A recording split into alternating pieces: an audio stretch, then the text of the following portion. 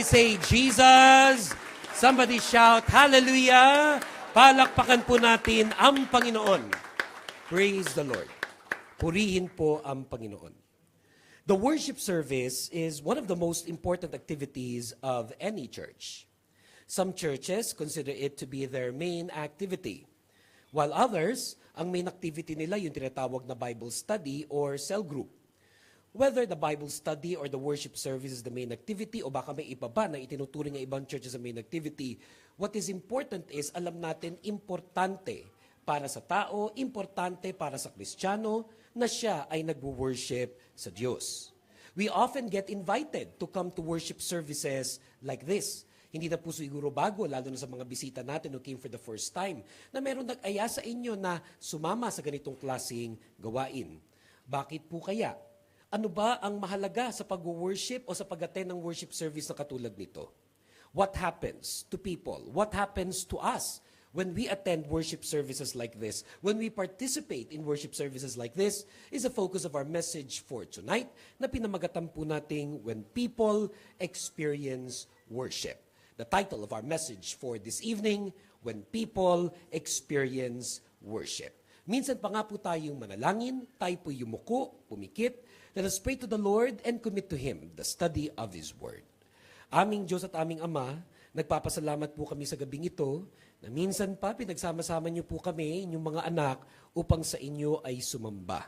We thank you, Lord, for our music ministry, our singers, our musicians, even our dancers, ang iba't iba naming mga volunteers sa multimedia, transportation ministry, kitchen ministry, prayer ministry, our leaders and volunteers na nagtulong-tulong to make this Wednesday evening worship service possible. Nagpapasalamat din po kami sa mga bisita namin na kami pinaunlakan at pumunta dito at sumama sa amin upang sumamba. Ang panalangin po namin, Panginoon, tonight, truly, we may glorify God. That as we worship you, Lord, marinig namin ang inyong tinig sa pamagitan ng inyong tagapagsalita. And that is why I pray, Lord, use me as your mouthpiece, that everything that shall come out of my mouth will be words of encouragement, comfort, guidance, and blessing for your people. At itinusuko po namin sa inyo ang lahat ng aming mga kabigatan, lahat ng aming mga iniintindi, iniisip, mga problema sa buhay. Lord, we surrender them all to you. Mga bagay na nagbigay sa amin ng stress, ng frustration, ng disappointment, ng discouragement. That if anyone is here tonight, if anyone is watching this even on social media, na ngayon ay may pinagdadaanan sa buhay, nawa Panginoon, sa kanyang pakikinig ng iyong mga salita, maranasan niya ang paghipo ng inyong banal na spirito, na siyang nagbibigay sa amin ng panibagong kalakasan, nagbibigay sa amin ng gabay sa aming buhay. And even today, Lord, we believe that Satan, the devil, is defeated in Jesus' name. We rebuke him, we reject him, and declare him powerless in the lives of your people. And so we invite you, Holy Spirit, move powerfully and mightily in our midst as we continue to worship you, as we continue to pray and listen to this word, this message. We give you glory and thanks as we pray all of this in the name of the Father, the Son, and the Holy Spirit. In Jesus' name we pray. Lord God's people say, Amen. When people experience worship. The title of our message for this evening, When People Experience Worship. And our reading will come from Acts chapter 16, verses 22 to 34. Acts chapter 16, verses 22 to 34. The crowd joined in the attack against Paul and Silas, and the magistrates ordered them to be stripped and beaten with rods. After they had been severely flogged, they were thrown into prison, and the jailer was commanded to guard them carefully. When he received these orders, he put them in the inner cell and fastened their feet in the stocks. About midnight, Paul and Silas were praying and singing hymns to God, and the other prisoners were listening to them. Suddenly, there was such a violent earthquake that the foundations of the prison were shaken. At once, all the prison doors flew open, and everyone's chains came loose. The jailer woke up, and when he saw the prison doors open, he drew his sword and was about to kill himself because he thought the prisoners had escaped. But Paul shouted, "Don't harm yourself. We are all here." The jailer called for lights, rushed in, and fell trembling before Paul and Silas. He then brought them out and asked, "Sirs, What must I do to be saved? They replied, believe in the Lord Jesus, and you will be saved, you and your household. Then they spoke the word of the Lord to him and to all the others in his house. At that hour of the night, the jailer took them and washed their wounds. Then immediately he and all his household were baptized. The jailer brought them into his house and set a meal before them.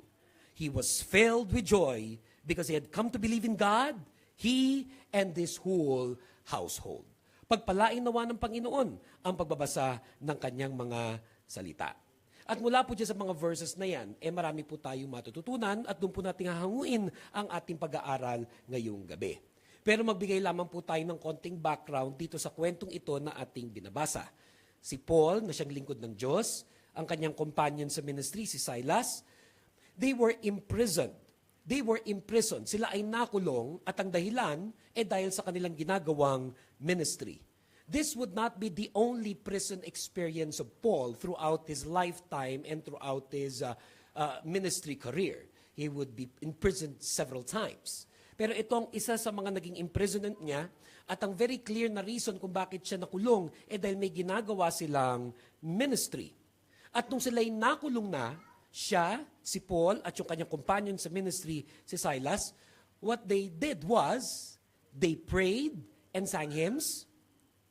They turned the prison into something like a church, especially yung kanilang selda.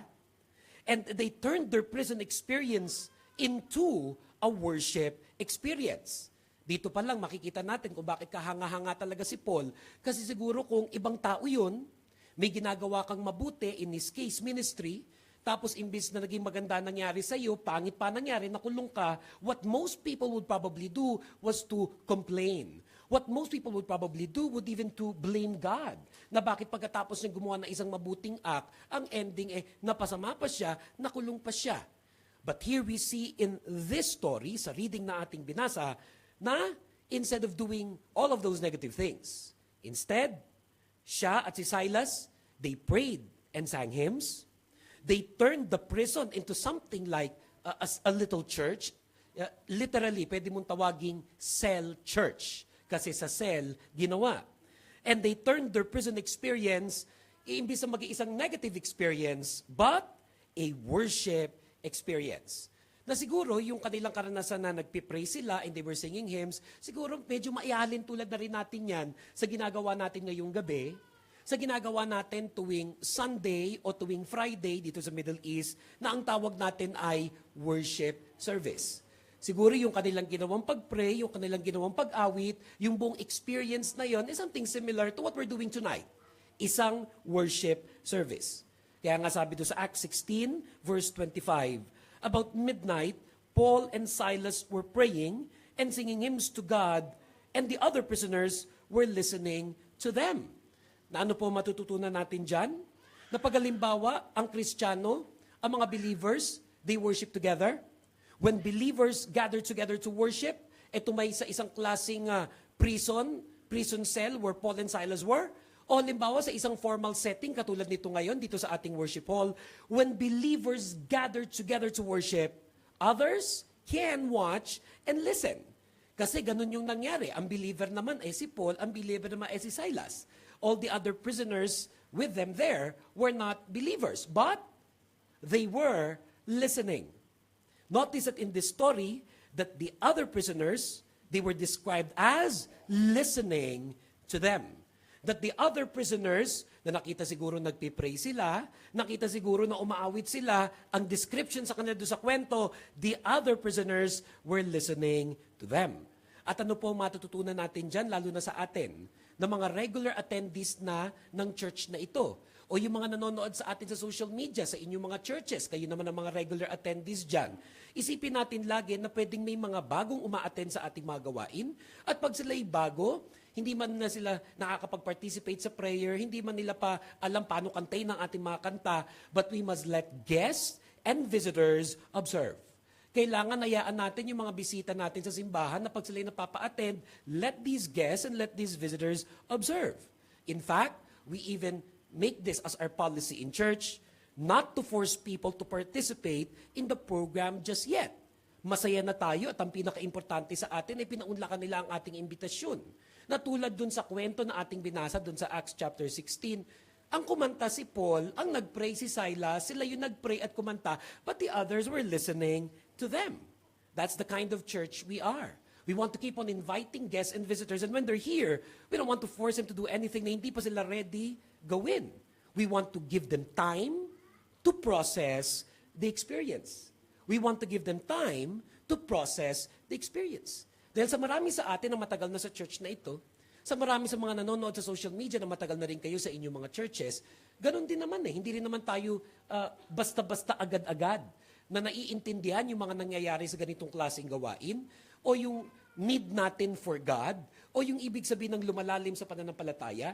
But we thank God, unang-una sa kanyang grace sa atin, yung patience ng mga lingkod ng Diyos na ginamit ng God to bring us to churches like this in the past, yung love nila sa atin, yung kanilang effort to help us and guide us into faith, yung hindi nagsawa kahit 2 taon ka na iniimbita, ngayon ka pa lang napa-attend, pero kinareer ka pa rin. We want to thank the Lord for those kinds of people.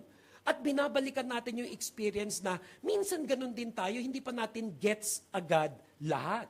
And that's why for many of us, na matagal na sa isang church na katulad nito, we want to give time to people to process the experience that they're now probably watching, that they're now probably listening to, and to some extent, observing the experience themselves. At ano ba yung experience na yan, which is the main focus of our message for tonight? Ano ba yung experience na yan na napaka-importante para sa ating mga believers?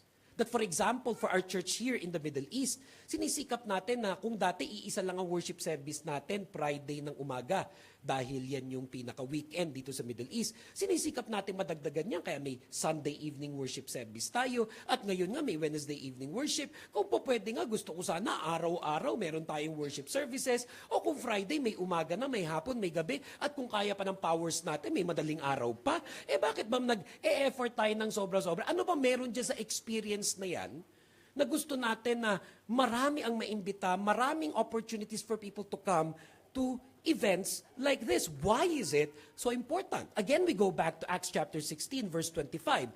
Again, we read wherein it says, about midnight, Paul and Silas were praying and singing hymns to God. And the other prisoners were listening to them. Na dito makikita po natin na sa lahat ng circumstance ng buhay ng lingkod ng Diyos, in this case, si Paul at si Silas, sa mga nauna ng mga verses, nung nakakilala si Paul sa Panginoon, nung siya'y nagkaroon ng mga discipleship experiences sa ibang mga mananampalataya, at ngayon naman, in this not so pleasant experience, na pagkatapos niyang gawin ng ministry ay siya'y nakulong. Ano pa rin ang ginagawa niya? Nag-worship. Kasi ganyan ang mananampalataya, ganyan ang Kristiyano. In good times and in bad times, nagwo-worship tayo sa Panginoon.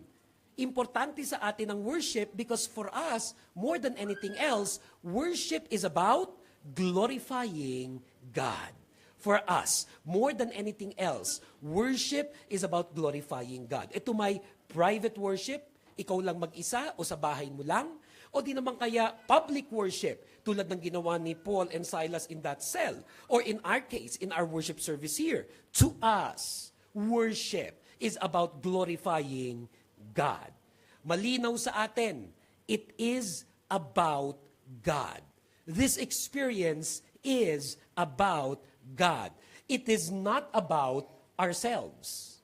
It is not about ourselves. And may I also add, that it is not about our needs or problems. It is about God.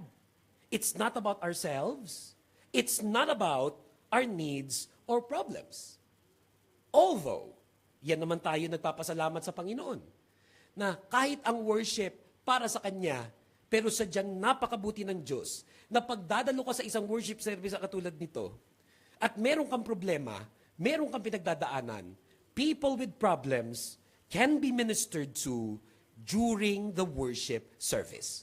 People with problems can be ministered to during the worship service. Bagamat, alam natin na ang priority of worship is still to glorify God. The priority of the worship service is still to glorify God. But, we know this also, na dahil nga ang mga believers, when they gather together in worship, especially in the experience of Paul and Silas, the experience of worship can be many things, including the following.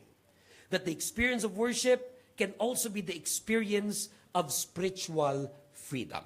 The experience of worship is also an experience of spiritual freedom. Again, we read Acts chapter 16, verses 25 to 26. Acts chapter 16, verses 25 to 26 says, about midnight, Paul and Silas were praying and singing hymns to God, and the other prisoners were listening to them. Suddenly, there was such a violent earthquake that the foundations of the prison were shaken. At once, all the prison doors flew open, and everyone's chains came loose. Na mula dyan sa kwentong yan, makikita natin that in the story, the result of their singing was an earthquake. Na nung nag-worship si Paul and Silas, na nung kumanta si Paul and Silas, ang resulta ng kanilang pag-worship, the result of their singing was an earthquake. Pag-iisipin mo, mabuti na yun, kaysa nung kumanta ka, umulan. Kasi alam naman natin, nung araw pa, di ba? Yan ang mga biruan. Wag na akong pakantahin dahil baka pag kumanta ko, umulan or something bad would happen. But in the case of Paul and Silas, when they prayed, when they sang, there was an earthquake. Literally and actually, this happened. The foundations of the prison were shaken. The foundations of the prison were shaken. Sa lakas nung lindol. And all the prison doors flew open. I could only imagine na kung halimbawa may mga lock yun, nagtanggalan yung lock, o di kaya kung hindi naman yun yung mga locks that we know today, pero yung buong mga bakal nagbagsakan, and after that, sabi pa doon everyone's chains came loose. Kasi especially si Paul and Silas, ang description sa kanila, they were brought to the inner cell. At pag inner cell, ang ibig sabihin nun, yun yung pinaka-liblib na bahagi ng prison, pinaka-kadiri na bahagi ng prison, pinaka-madilim na bahagi ng prison. Kumbaga, yun yung pinaka-maximum security area.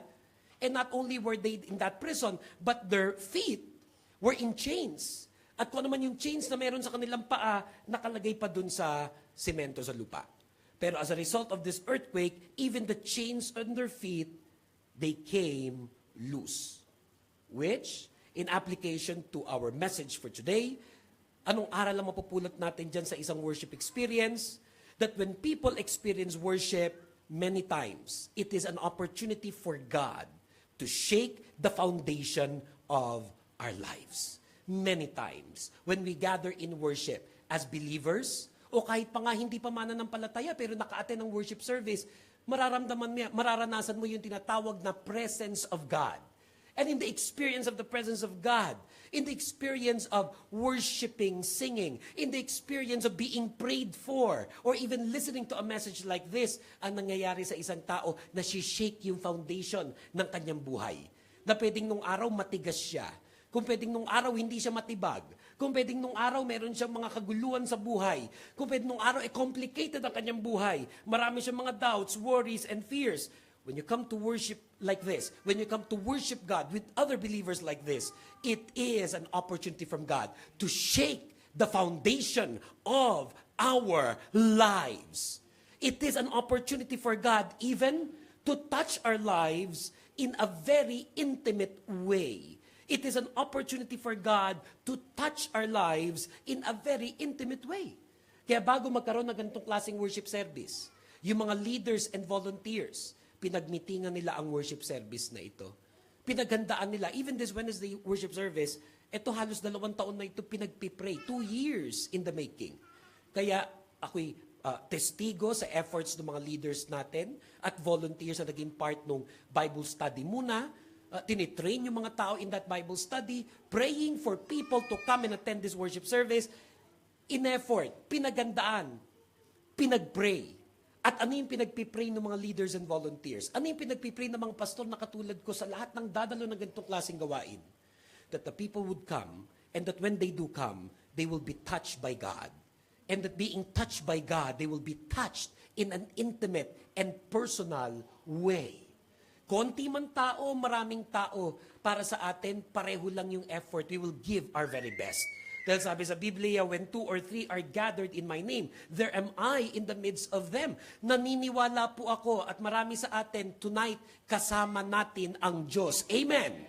That when we worship Him, that when we sang unto Him, that when we give Him glory, when we prayed to God, pagkakataon ng Panginoon niya na hipuin ang kanyang mga anak and to touch us in a very, very personal way. Even yung message, many times, maririnig nyo bago ako mangara, pinagpipray ko, Panginoon, gamitin mo ko at nawa ang lahat ng aking sasabihin, magkaroon ng impact sa buhay ng makikinig, whether now live or even those on social media, so that the people who will listen will be touched by God in an intimate way. That, as a result, tulad nung kwento doon sa Acts chapter 16, 25 to 26. Kung doon, sabi, di ba, nag-pray sila, nag-worship, kumanta si Paul at si Silas, nagka-earthquake, the prison doors flew open, their chains came loose. Sa isang worship experience, spiritually, pwede rin maranasan niya ng mga uma-attend. Kahit pa nga yung bisita, kahit yung nag-o-observe pa lang, wala masyadong ginawa, kundi pumunta lang. It could be, for you and for many of us, a liberating experience. Coming to a worship service, whether you're a believer o hindi ka pa mananampalataya, napadaan ka lang, naimbitahan ka lang, it could be a liberating experience for you. It could be an uplifting experience. Kaya isa sa pinagpipray natin ay yung mga umattend, they will experience spiritual freedom. They will feel this liberation from what? Alam mo naman, pag nagtatrabaho ka sa ibang bansa, napakaraming pwedeng mangyari. Pwedeng araw-araw na ginawa ng Diyos, ang dami mong stress sa nakakatrabaho mo. Pwede sa araw-araw na ginawa ng Diyos, ang dami mong stress sa asawa mo. Kinarir mo makarating dito yan kasi akala mo makakatulong, dadagdag pa pala sa sakit ng ulo mo. O di kaya may mga iba kang mga pagsubok galing pang Pilipinas, yung mga pinagdadaanan ng magulang mo, ng mga kapatid mo, financial difficulties, all of that can complicate one's life. All of that could burden one's life. All of that could make life very, very difficult. Para kang nakatrap in a situation. Para kang nakatrap sa isang situation na para bang walang solusyon. But when people come to worship, when people come to worship services like this, it is a liberating experience. It is an uplifting experience.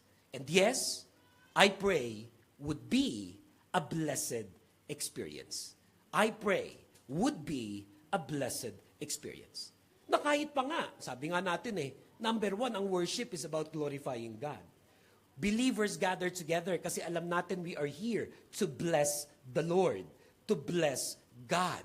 Pero sadyang napakabuti ng ating Diyos, binibless natin siya, pero He blesses us back. Napakabuti ng ating Diyos. We come to bless Him, but He comes and blesses us back. Pinagpipray natin, yung awitan nakakatuwa o nakakabless. Pinagpipray natin yung message na maiintindihan at nakakabless. Lingwahin na yun sa churches O kaya may nag-special number pa at sabihin natin, na-bless ako doon sa pagkanta mo. O kaya nagpakain pa. Tulad today, naku, masarap yung palabok. Tignan po ninyo, napakasarap. Pagkain pa lang, na-bless ka na, sulit na. And meeting many, many people who smiles at you, who prays for you. Language na yan sa churches na-bless ako. But thanks be to God. Though we come to places like this, to worship services like this, to bless the Lord, God is just so good, He blesses us back. God is just so good, He blesses us back. Kaya minsan pa nga, sabihin natin sa ating mga katabi, you are blessed by God, kapatid. Pakisabi natin ulit yan sa bawat isa, you are blessed by God. Na, sa wikang Tagalog o sa wikang Pilipino, naniniwala po tayo dito, yung mga dumadalo sa worship services natin, dumadalo sa isang worship experience, ang may karga o may dalang kabigatan, gumagaan ang kalooban. Amen. Naniniwala po tayo dyan.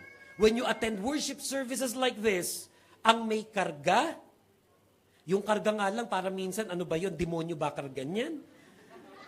May dala ba yung negative thinking? May dala ba yung bad mood? Bad trip ba yan? Which is really the reality. When people come to worship services, lalong-lalo na, we're training our people. We teach this to our attendees in church. In good times and in bad times mag-worship, hindi nakasalalay sa mood, sa nararamdaman natin. O kaya minsan may migraine pa. Sometimes you have people, kahit may sakit sila, pero nag-worship pa. May mga flight attendants tayo, kagagaling sa malayong flight. Minsan, to the other side of the planet. Lalanding dito ng alas 5 ng hapon, pero mag-worship pa rin. Itutulog na lang nung iba, pero sila mag-worship pa din. I'm just really blessed with such people. O kayo na nagtatrabaho mula alas 9 hanggang alas 5, pwedeng ganun din, ipapahinga na lang. May mga uma-attend pa tayo, even tonight, mga buntis yan. Yung iba sa kanila, bit-bit pa ang kanilang mga anak. Yung iba mukha lang buntis, pero hindi po buntis yan. Pero nakaka-bless pa rin sila kasi pumunta pa rin sa worship service. Palakpakan nga po natin ang Panginoon. Palakpakan po natin ang Panginoon. At pakisabi niyo sa inyong mga katabi, lalo na kung buntis, mukhang buntis, o may mga anak pa, pakisabi sa kanila na bibless ako sa iyo. Thank you, Lord, sa buhay mo, kapatid. Amen.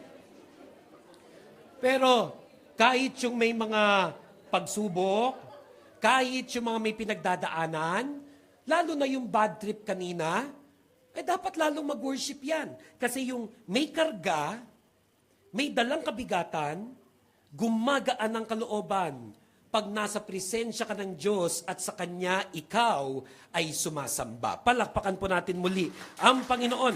Palakpakan po natin muli ang Panginoon. What else? The experience of worship is an experience of spiritual awakening. The experience of worship is the experience of spiritual awakening. Ano po ba ibig sabihin natin dyan? Balikan natin yung Acts 16, verse 27 naman, kung saan ang sabi, the jailer woke up. Acts 16:27 says, the jailer woke up.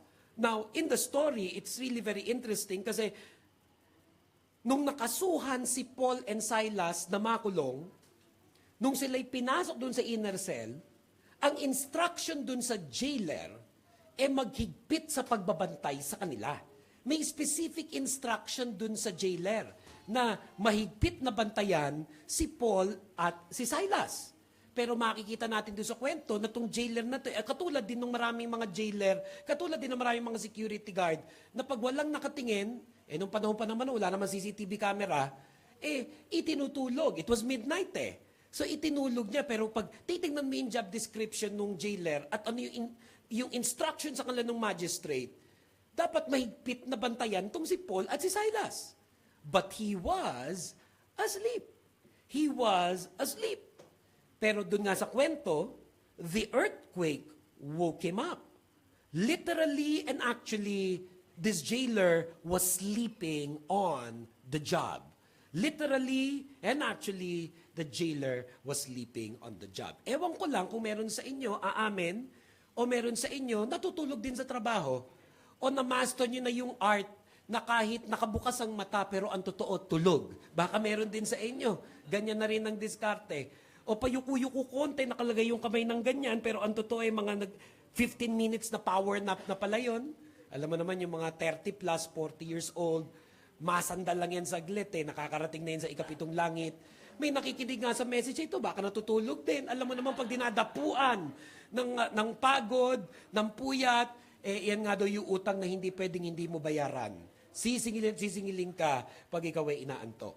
At itong jailer was sleeping on the job. The jailer was literally asleep. Now, in application to our worship service, message tonight, in reference to what we are talking about, what can we learn here? Na maraming nag-worship, when they come to worship services like this, sila may believers o di naman kaya hindi pa mananampalataya, coming to this is an opportunity for God to wake us up spiritually. Coming to a worship service like this entire experience is an opportunity from God to wake us up spiritually. Kasi yes, pwedeng kahit mananampalataya na. Pwedeng teenager pa lang, nadadala ka na sa church na ito. O kaya baka naging active ka pa sa Pilipinas nung araw. Kasama ka lagi ng pastor. Nasa mga Bible studies ka. Pero when you come to adult life, napunta ka pa sa ibang bansa, may nangyari sa buhay mo, hindi ka na kasing active nung araw. Baka nga hindi ka na nga nag-church at all. O kung nag-church ka man, pero hindi na tumatalab sa'yo yung mga nangyayari, yung kantahan, yung preaching. Pag may mga invitation for extra activities like Bible studies, lalong hindi ka maaasahan sa mga ganyan kasi wala na siyang impact or relevance in your life. To some extent, if you are a believer of Jesus Christ, parang natutulog din yun sa pananampalataya. Parang natutulog ng mahimbing. Lalo na pag hindi niya nararamdaman na may mali na hindi siya nagpapatuloy sa pagsamba. Na may mali na hindi siya nagpapatuloy sa paglingkod. To some extent, that is like sleeping. And sleeping spiritually. Kaya yung pag-attend ng isang worship service sa katulad nito can be an experience of spiritual revival. Coming to a worship service like this can be an experience of spiritual revival. Na minsan pa, magigising ka sa pagtulog ng napakamahimbing at ma-realize mo, it is time to rise up. It is time to wake up. It is time to worship God and serve Him once again. Marami kasing pwedeng maging dahilan, pwedeng trabaho. Yung ilan naman sa inyo talaga namang kakaiba ang trabaho.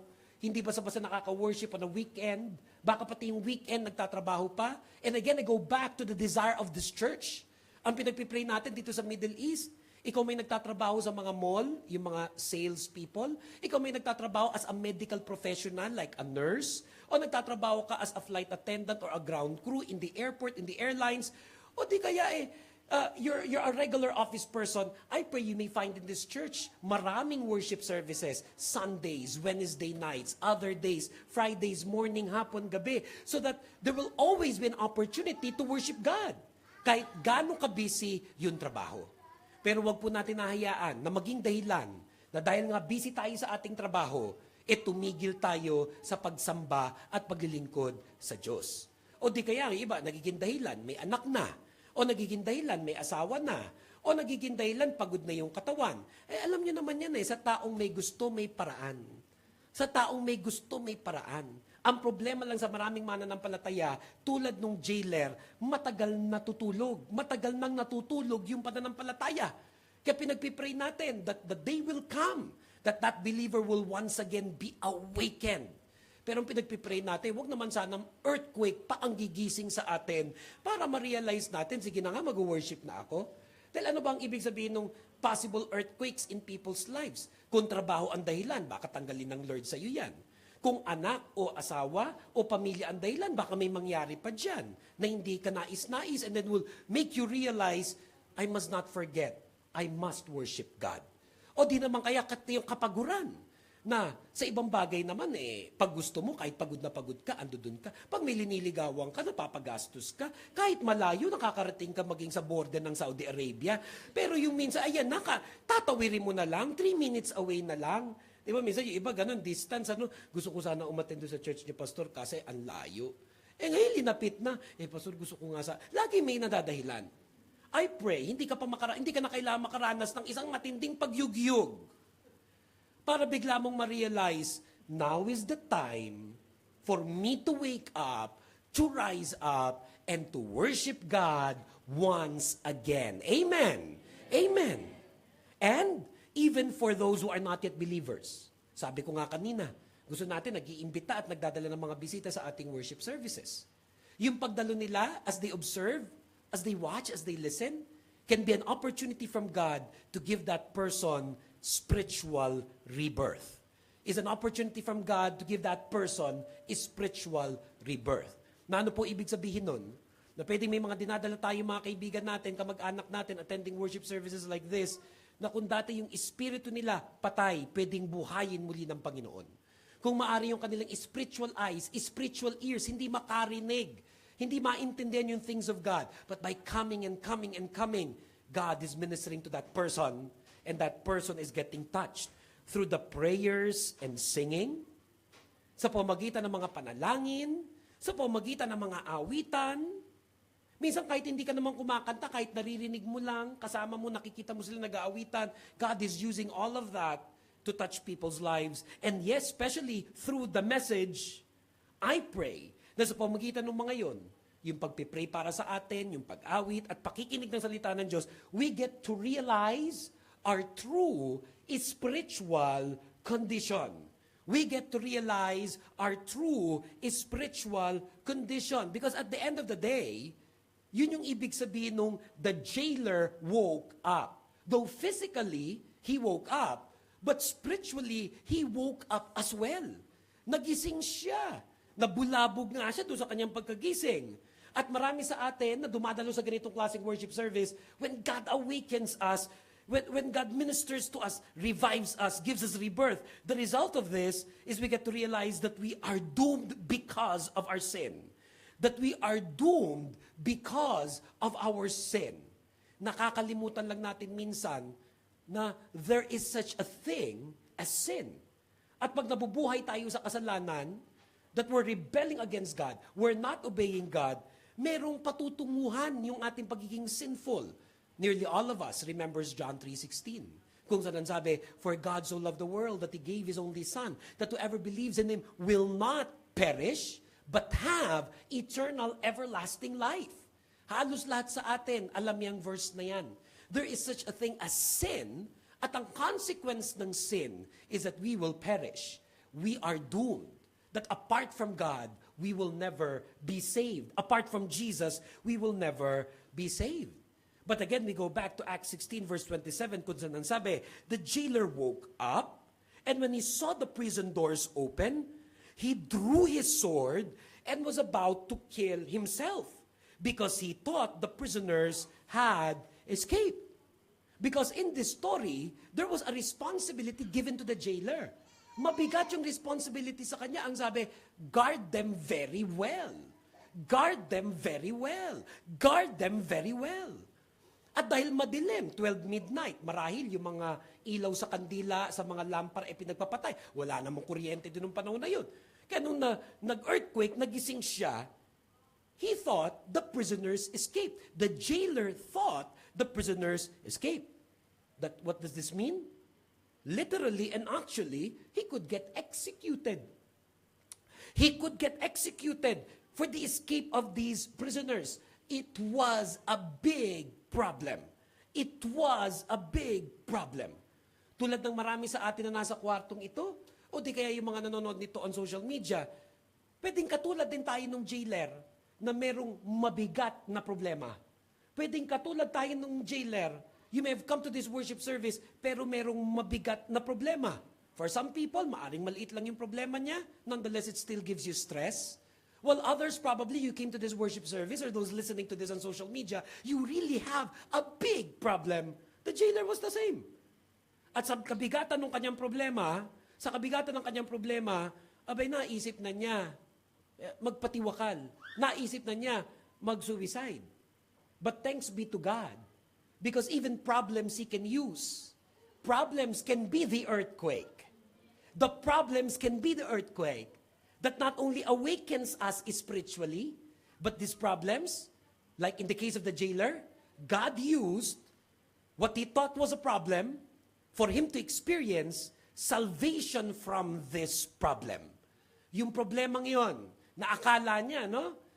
Ang kaso kasi nito, akala lang niya eh. Hindi naman nakatakas eh. Pero marami rin sa atin na ngayon na nakikinig ngayon, may mga problema tayo na akala natin, ikamamatay natin yung problemang yun. Akala natin, talo na tayo. Akala natin, ending na natin. Sometimes, we make problems bigger than they actually are. Ewan ko kung naka-encounter na kayo ng mga taong ganyan.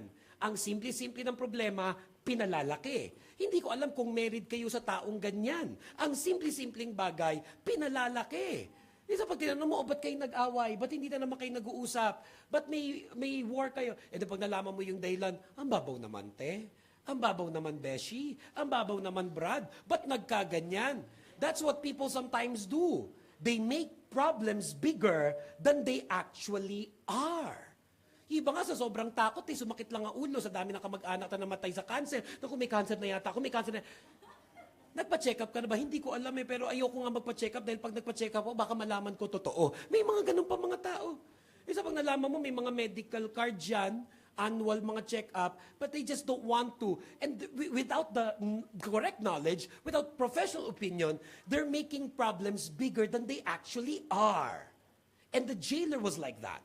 He thought the prisoners escaped. He thought that because they escaped, he was gonna get executed. Nakamit na rin kayo ng mga tao na malayo pa yung pangyayari. Ang layo na nung tinakbo ng kanyang utak. Sobrang advance. Kasi ganito yan eh. Ganito yan eh. O ba't mo sinasabi maghihiwalay na kayo? Kasi lahat ng mga ex ko ganyan. Nung hindi kinain yung linuto ko, dyan nagsimula yun eh. Nagsimula lang sa ganyan yan. Pagkatapos nun, hindi na magpapakita. Ganito na. Ang layo na nung tinakbo na imahinasyon. Dapat naging writer ng telenovela. Dapat naging writer ng libro kasi ang lawak na imagination. The jailer was like that. But thanks be to God. Ginamit niya yun. God used what he thought was a problem for him to experience salvation from his problem. Na in application sa message natin ngayong gabi, when people experience worship, it is an opportunity for God to use believers of Jesus who worships together in a worship service like this to encourage us. Ginagamit ng Lord yung worship service na ito para ma-meet natin. Lalo na itong Wednesday worship service started as a Bible study and will also continue to have Bible studies. Nagkaroon sila ng mga bonding moments, na-develop ang mga friendships, nagkaroon sila ng iba't ibang mga karanasan sa buhay. You will find in this worship service people who help one another in different circumstances in their lives because that's who we are, that's what we do. We are a family, we are a spiritual family. We're like a second family in the second home. And what do we do for each other? We encourage one another. May mga panahon na naho-homesick tayo. May mga panahon na gustong-gusto mo na umuwi. May panahon na walang-wala kang pera. Sa totoo, madalas yun na walang-wala kang pera. May mga panahon na wala kang makain. May panahon na wala kang maiyakan. But when you come to worship services like this, may nakakain ka. Pag sa worship services na ito, may nagpipray sa'yo, may nag-aabot sa'yo ng pera, hindi mo na kailangan utangan, nadi-discern, sis. Feeling ko, kailangan kitang abutan ng 500. Ng 500 ngayon. And everybody say, Amen. Kaya sarap na maumaten sa worship service na yan. Maglungkot-lungkutan ka lang konti eh. Biglang may tatapik, Brad, may maghahatid ba sa iyo pa uwi? Ako na maghahatid sa iyo pa uwi. May pupuntahan ka ba mamaya magkape tayo? Those little things actually make a difference in people's lives.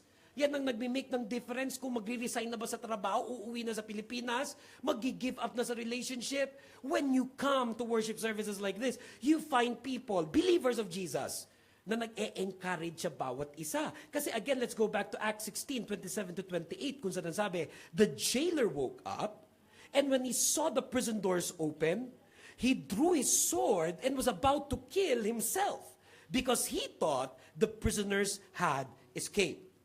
But Paul shouted, biglang lumabas dun sa dilim at sinabi niya, don't harm yourself.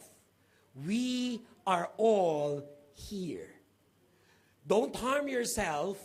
We are all here. Don't harm yourself. We are all here. Praise God. When you come to churches like this, worship services like this, God uses people we meet in churches to encourage us. God uses people we meet in churches to encourage us. Some people may come to worship services overwhelmed by problems. Some people may come to our worship services even tonight. Even those watching this on social media today, they may have overwhelming problems, sadness, and loneliness in life. They may even be hopeless and desperate. They may even be hopeless and desperate. Some even to the point of thinking of doing something that they might regret. Something like suicide. Something like resigning. Something like breaking up from their husbands or wives or doing very reckless things, foolish things. But when you come to a worship service like this, you get to meet believers of Jesus. Kaya yung mga uma-attend dito na matagal na sa pananampalataya, alam natin yan, your smile can make a difference. Yung mga ushers natin, ako bukod sa nakaka-bless, mukhang kay babata lahat, mga mukhang 10 years younger than their actual age. O kaya yung mga dancers natin, pag sumasayaw, talaga namang nakaka-bless. Katawan pa lang nila, nakaka-bless na. Yung mga singers natin, pag umaawit, parang tumatagos sa langit ang kanilang mga tinig. At sinasabi ng Lord, bababa na ako, tumigil ka na lang sa pagkanta mo.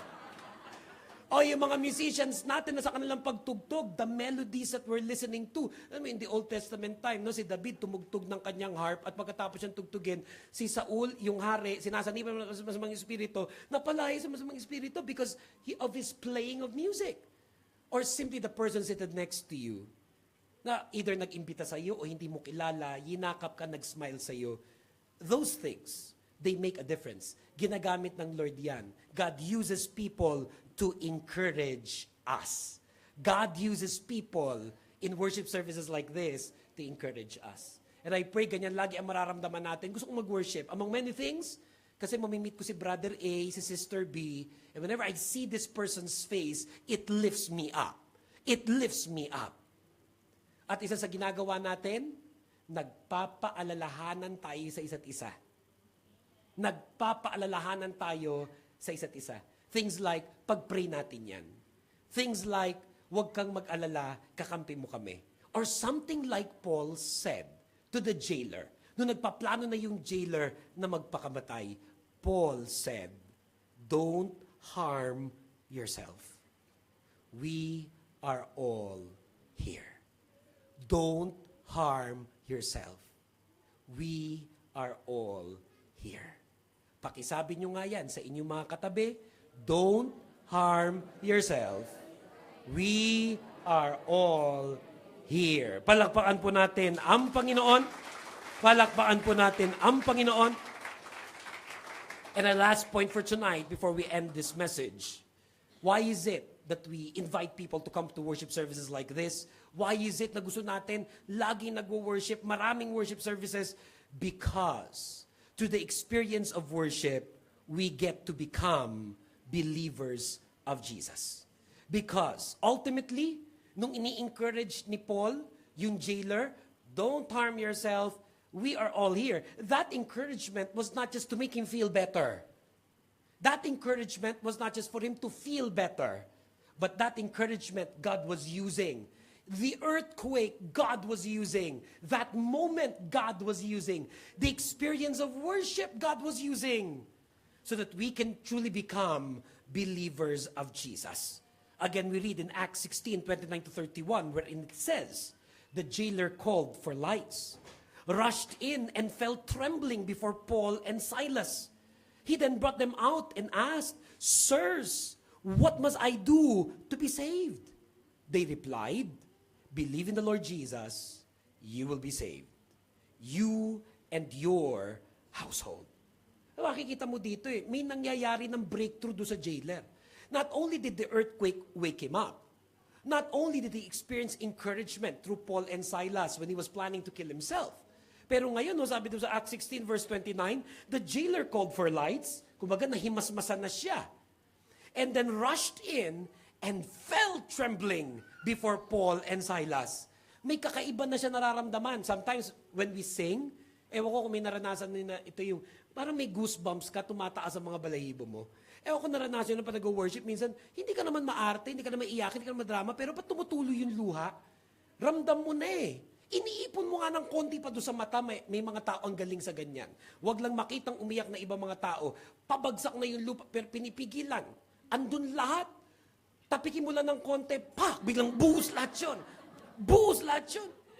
At bakit ba naman yung kanta pang yun ang kinanta? Hindi mo man yun paborito, pero grabe yung lyrics. And God is touching you. Yun yung experience nito nung jailer. He was experiencing a breakthrough. He was experiencing something only God could give. So he felt trembling before Paul and Silas. At wala nang ibang nabukay yung kanyang labi, kundi itanong, what must I do to be saved? Because, yan ang ibinibigay sa atin ng isang worship service experience.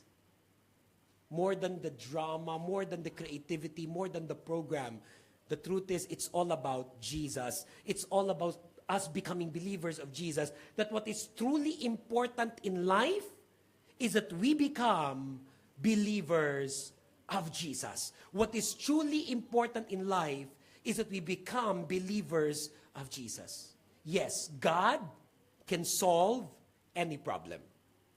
God can solve all our problems. There is no problem too big. Our God cannot solve it. All of that is true. God is gracious.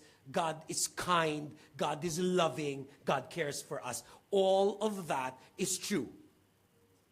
But all of that will also be fruitless, pointless, if we would not become believers of Jesus. All of that would be pointless if we will not become true believers of Jesus. Dahil sabi rin sa atin sa Acts 16:32-34, at dito po tayo magwawakas, sabi roon, "Then they spoke the word of the Lord to him and to all the others in his house. At that hour of the night, the jailer took them and washed their wounds. Then immediately he and all his household were baptized. The jailer brought them into his house, set a meal before them. He was filled with joy because he had come to believe in God, he and his whole household." Ano nangyari sa kanya? Nagkaroon siya ng breakthrough. Nagkaroon siya ng awakening. Nagkaroon siya ng spiritual rebirth. Hinipo siya ng Diyos. Yun ang naranasan niya dahil nag-worship si Paul at si Silas. Na dahil doon sa jail na yon, kahit ang bigat ng problema ni Paul at ni Silas, nakulong sila eh. Malay ba nila kung makakalabas sila? Malay nila kung yun ang katapusan nila. Gumagawa lang sila ng mabuti, ng ministry, nakulong pa sila. But none of that prevented them from worshiping God. And the result of their worship unto God, that experience touched the unbeliever that was the jailer. And when the jailer realized that God was ministering to him, he said himself, "What must I do to be saved?" At sadyang napakabuti ng Diyos, nasagot ni Paul yon, believe in Jesus. At ang sabi pa ni Paul, alam mo, hindi lang ikaw, pati yung pamilya mo, may chance yan, na lahat yan, makakilala sa Panginoon. Now, a lot of people think na marahil yung bahay ng jailer was probably just near the jail. Yung bahay ng jailer was probably near the jail. Remember, bakit planong magpakamatay ng jailer? Kasi akala niya nakatakas eh. Pero all of that is already history. All of that is already history. Kasi nakakilala na siya sa Panginoon. At ngayon nakakilala siya sa Lord, he was not willing to take the risk na ilalabas niya saglit. Parang sa Pilipinas lang, no? Minsan yung mga nakakulong sa Muntinlupa, mga politiko, mga nakakulong sa ibang mga, na ilalabas yun. Minsan nagja-Jollibee pa, nagki-KFC, nanonood sine, tapos ibabalik na lang ulit doon sa kanyang selda na naka-aircon at may mga kung ano pang amenities. Pero itong jailer, he was taking the risk. He brought them out para ma-meet yung kanyang family. And Paul and Silas taught his household about God. And they also became believers like this jailer. Then after that, binalik ulit ng jailer si Paul dun sa prison. Ano ang nangyari dun sa jailer? Naging believer of Jesus? At pati yung kanyang mga kamag-anak, naging believer then. What was the result of this in his life? Isang tao na just a few sentences ago in the story was planning to end his life. This jailer, a few sentences ago in the story, was planning to end his life. He was in so much darkness, he wanted to end his life. But what changed? The touch of God in his life. What changed? God awakened him. What changed? Paul taught him how to be saved. And that experience, sabi dito, made him a believer. And becoming a believer, he experienced what is called fullness of joy. He experienced what is called fullness of joy. Mga kapatid, may mga bagay na nagpapasaya sa atin, pagkain. Ako alam ng marami yan. It could be Japanese food, especially salmon sashimi. It could be Indian food, especially what many of you also like, chicken biryani or lamb biryani. It could be Thai food. It could be many of these things. They would make me a little bit happy. Or ilan sa inyo pag binili ng bagong bag ng asawa nyo, hindi ba magpapasaya ito sa inyo? Binila ng bagong sapatos, rubber shoes, magpapasaya sa inyo. Bilang kayo ng bagong cellphone, bilang kayo ng bahay, bilang ng kotse, they could give us some form of happiness. O ikaw naman ang bibili para sa magulang mo ng bahay. Ikaw naman ang magbabayad ng utang ng mga kamag-anak mo. There are certain things that you can say, that's gonna make me happy. Pero yung magbibigay sa atin ng tinatawag na fullness of joy, a desire to live life because of a greater purpose that can only come from God. It cannot come from money. It cannot come from a person. It cannot come from the realization of our ambitions and dreams. It can only come by becoming a believer of Jesus. Ito na-realize ng jailer, that by becoming a believer, siya at ang kanyang pamilya, he was filled with joy. Again, we go back to Acts chapter 16, yung 32 to 34, especially yung verse 34. Ang sabi dun sa verse 34, the jailer brought them into his house and set a meal before them. He was filled with joy because he had come to believe in God, he and his whole household. My prayer is that everyone who's in this room tonight, lahat ng nakikinig ngayon sa ating mensahe, kahit those on social media, ang bawat isa sa atin, madiscover natin yung ibig sabihin na mabuhay na may fullness of joy. Mabuhay na may fullness of joy. Kasi hindi mo ma-explain yan eh. Wala kang ang pera pero ang saya mo pa rin. Kasi hindi mo ma-explain yan. Wala kang jowa pero masaya ka pa rin. Kasi hindi mo ma-explain yan. May asawa ka at bad trip ka sa kanya pero masaya ka pa rin.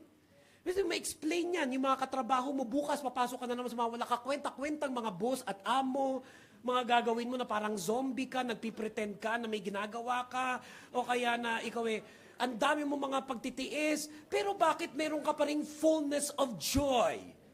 It comes only from our faith in God. Amen. It comes only because we become believers of Jesus. As we close tonight, and knowing all of these things, I'd like to encourage you, I'd like to ask you, make this your prayer tonight. Make this your prayer today. I want to become a believer of Jesus Christ. Make this your prayer tonight. Make this your prayer today. Na kung meron ka mga pinagdadaanan sa buhay, meron ka mga problema sa buhay, meron ka mga worries and fears, may uncertainties ang buhay mo ngayon. Isa lang talaga solution sa lahat ng yan. The solution to all of that is by becoming a true believer of Jesus Christ. Can all of us say this together aloud, please? I want to become a believer of Jesus Christ. Can we say it one more time? I want to become a believer of Jesus Christ. And one last time together, 1, 2, 3, go. I want to become a believer of Jesus Christ. Pwede po bang palakpakan natin muli ang Panginoon? Pwede po bang palakpakan natin muli ang Panginoon? Palakpakan po natin ang Panginoon at sabihin niyo po sa inyong mga katabi, you are blessed by God, kapatid. Pakisabi natin sa ating mga katabi, you are blessed by God. Minsan pa po tayong manalangin, tayo po yumuko, pumikit, at tayo po magpasalamat sa Panginoon sa napakinggan nating mensahe, and let us ask Him to continue moving in our midst. Aming Diyos at aming Ama, salamat po sa message na napakinggan po namin tonight. Na alam po namin, Panginoon, isang makapangyarihang mensahe na nais mong mapakinggan po namin today. You want all of us to become true believers of Jesus Christ.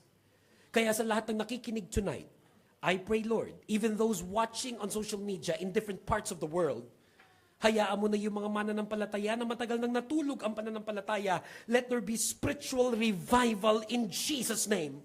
Let there be spiritual revival in Jesus' name.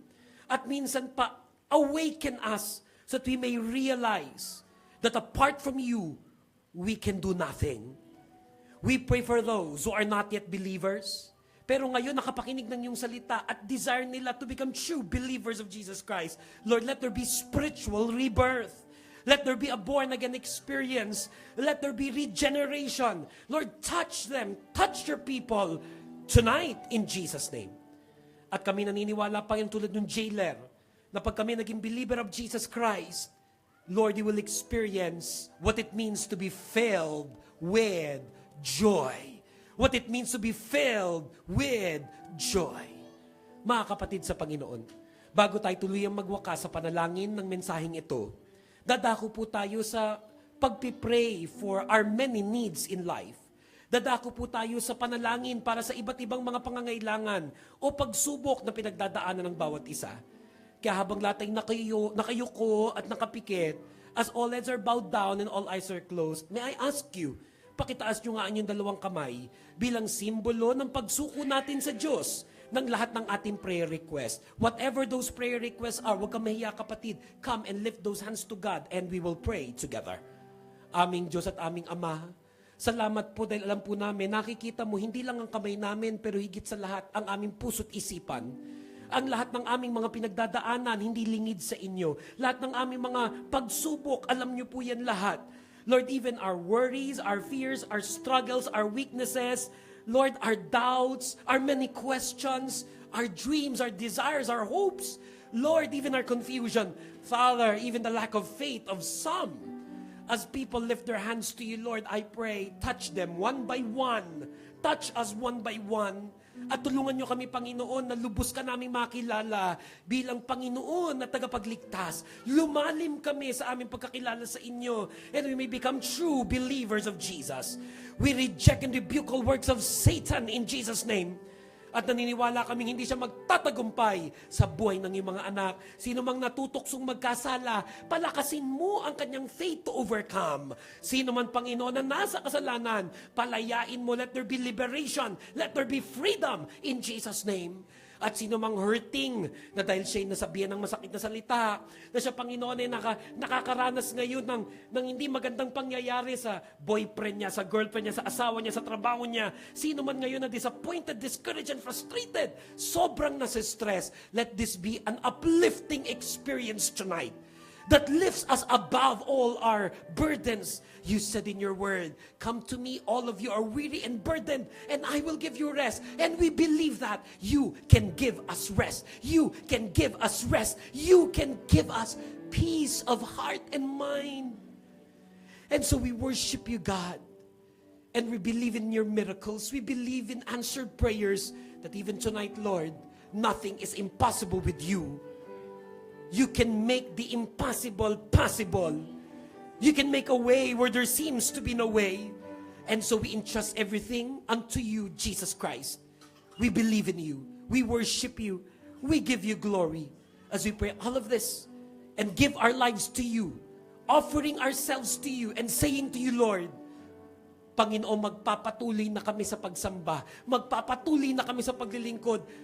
Thank you for awakening us. Thanking you for bringing us to this place. Thanking you for bringing us back to you. We worship you and pray all of this in the name of the Father, the Son, and the Holy Spirit. In Jesus' mighty name, this is our prayer. All God's people say, Amen, Amen. Palakpakan po natin muli ang Panginoon.